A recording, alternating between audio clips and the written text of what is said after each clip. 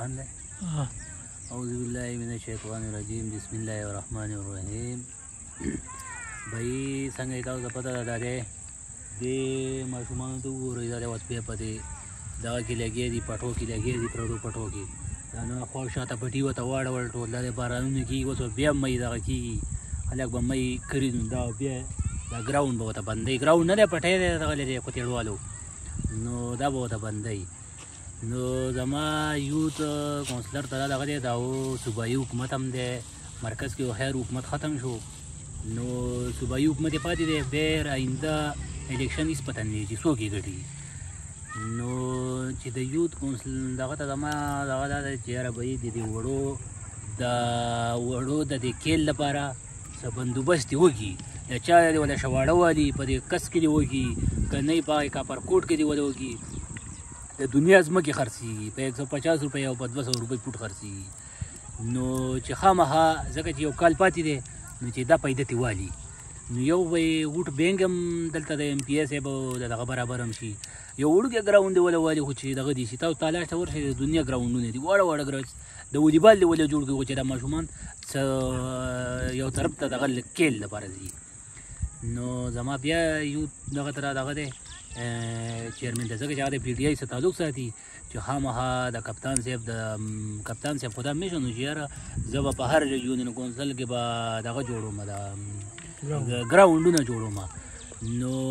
هر دغه کې نه جوړوي د دوه سره ډېر زیات تعلق دی زمونږ د دې کسانو د ایم پي اے صاحب سره ایم این اے صاحب سره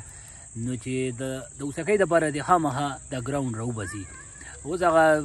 مونږ پکې ډېره غټې منصوبې دي تخو دی خیر نو که ډېره کالج د جینکو دا کالج شو یا د لکانو دا کالج شو دا نشي کولی نو د ګراونډ خو دې وکړي منصوبه شو د یوز خو دا کړي چې یاره زه به د ګیس هغه منصوبه شوه نو هغه خو پته نه لګي نور هم بند شو په وچ کې هم تورې میټرې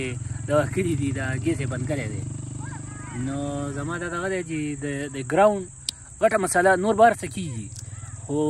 د ګراونډ دا مسله نه زموږ د کلیوالو لپاره دا ډېره غټه مسله ده چې دا دې حل کړی شي. او که دغه نو چې